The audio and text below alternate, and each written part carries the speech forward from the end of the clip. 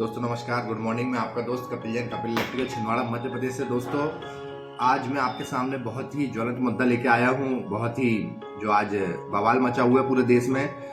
Hit and drive का ड्राइवरों के लिए ये नियम बना है कि भाई अगर आपसे एक्सीडेंट होता है और आप वहां से भाग जाते हैं तो आपको जो है 10 साल की सजा या 10 लाख रुपए तक का जुर्माना है। तो मैं ये जानना चाहता हूं दोस्तों आप लोगों से भी कि अगर वो ट्रक ड्राइवर से भगवान ना करे, जानबूझ के तो कोई करता नहीं है एक्सीडेंट। अब अगर मान लो उससे धोखे से एक्सीडेंट हो जाता है और वो उस जगह पर रुकता है तो सोचो उसके साथ वो जो माओ लिंचिंग होती है, अपन देखते हैं कि ट्रक ड्राइवरों को 20 लोगों ने 50 लोगों ने एक्सीडेंट हुआ, उन्हें मार दिए, उसका जिम्मेदार कौन होगा? माओ लिंचिंग के ऊपर तो क्या होगा कि प्रशासन जो है अज्ञात लोगों के ऊपर मुकदमा दर्ज करके आपको उसको बरी कर देंगे। लेकिन दोस्तों उसके परिवार के, ड्राइवर के परिवार का क्या होगा? इसके साथ में हम देखते हैं आज 80% जो एक्सीडेंट होते हैं ना, वो छोटे वाहन अपनी गलती की वजह से होते हैं कि वो लोग, उनको सही तरीके से ना कार चलानी आ रही, ना बाइक चलानी आ रही, ना साइकिल चलानी आ रही, कहीं पे भी घुस जा रहे हैं, कहीं पे भी निकल जा रहे हैं। आज हम देखते हैं ट्रक ड्राइवर को अगर लाइसेंस मिलता है ना तो बहुत ही कई प्रकार के उनके एग्जाम होते हैं, उसके बाद में उनको लाइसेंस मिलते हैं। हर तरीके से उनको सिखाया जाता है ड्राइविंग, उसके बाद में उनको लाइसेंस मिलते हैं। लेकिन आज हम देखते हैं कि फ्री में लाइसेंस बन रहे हैं। लड़कियों को तो कितनी गलतियां रहती हैं, लड़कियों कहीं पे भी घुस जाना, कहीं से भी निकल जाना। आज भाई आप अगर लाइसेंस बना रहे हैं तो लाइसेंस के लिए आपको सारी प्रक्रियाओं से निकलना ही पड़ेगा, तब लोगों को जानकारी लगेगी कि हमको बाइक कैसे चलाना है, साइकिल कैसे चलाना है, कार कैसे चलाना है, ट्रक कैसे चलाना है। हम देखते हैं अधिकतर 80% जो केस होते हैं वो बड़े वाहन के ऊपर ही केस दर्ज किया जाता है, गलती तब की छोटे वाहन की बहुत रहती है। हम देखते कई वीडियोस आती हैं कि भाई ट्रक सीधा जा रहा है, 4 बाइकर्स निकल रहे थे, वो उनका ब्रेक लगा और वो ट्रक के नीचे आ गए।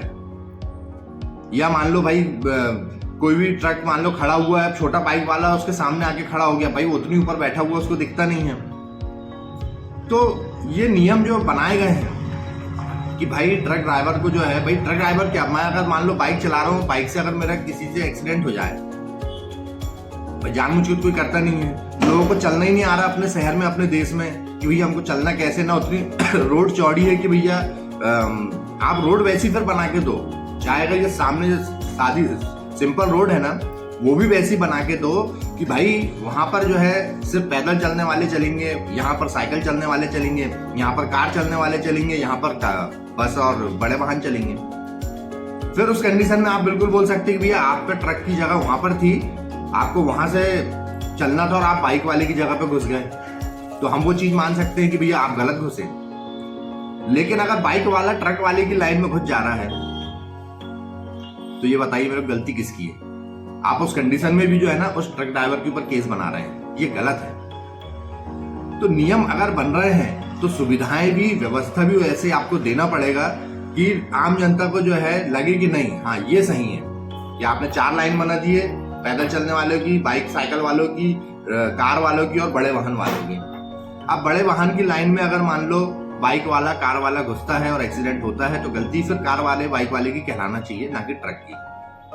अब एक ही लाइन आपकी बनी है, वहीं पर ट्रक चल रहा है, वहीं पर बाइक चल रहा है, वहीं पर सब कुछ हो रहा है और नियम बन रहा है कि भैया बड़े वाहन वाले को ही सजा मिलेगी, ये गलत है।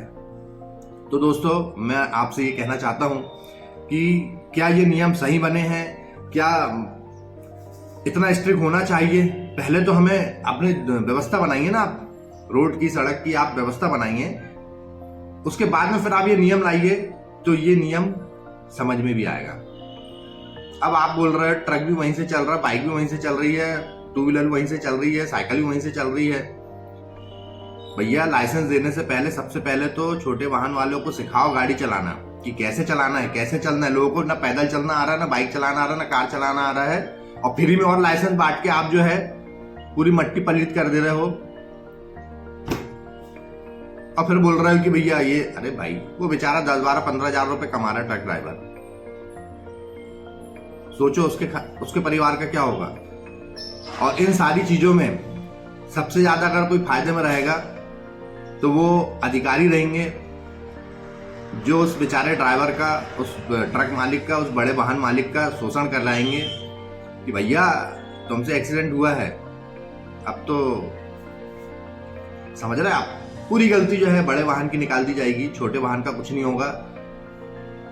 और सबसे ज्यादा मजे में रहेगा प्रशासन, उनको तो उनकी चांदी चांदी हो जाना है। तो मेरे भाइयों, आप भी इस विषय पे समझें, देखें कि भाई क्या ये नियम सही बना है, नहीं बना है, और इसमें क्या सुधार होना चाहिए। नियम बन रहे हैं, सबके लिए बने, एक सा नियम बने। प्रशासन के लिए भी, अगर तुम काम लेट करके दोगे तो तुम्हारे को भी सस्पेंड कर दिया जाएगा, तुम अगर गलत काम करोगे तो सस्पेंड कर दिया जाएगा। तो नियम सबके लिए बनाइए ना, हम आम नागरिक के लिए ही क्यों? बस मेरा यही क्वेश्चन है कि हम आम नागरिक को ही क्यों शोषित किया जा रहा है। सरकार के ऊपर भी सजा का प्रावधान होना चाहिए, प्रशासन के ऊपर भी होना चाहिए कि सरकार ने जो वादे करी और वो पूरे नहीं कर रही है तो उसको भी हर्जाना देना पड़ेगा। ऐसा नहीं है कि भैया सारे नियम आप आम जनता के लिए बना दो और आप बढ़िया मस्त वहां बैठे बैठे अपनी जेब गरम करो, ऐसे नहीं चलेगा। तो दोस्तों, आप समझें और मेरे चैनल को लाइक सब्सक्राइब करें, और जो इसमें सुधार करना चाहिए बाकायदा आप गाइडेंस करें, मैं सुधार करूंगा। आपका दोस्त कपिल जैन, कपिल इलेक्ट्रिकल, छिंदवाड़ा, मध्य प्रदेश से। जय हिंद दोस्तों, भारत माता की जय, वंदे मातरम।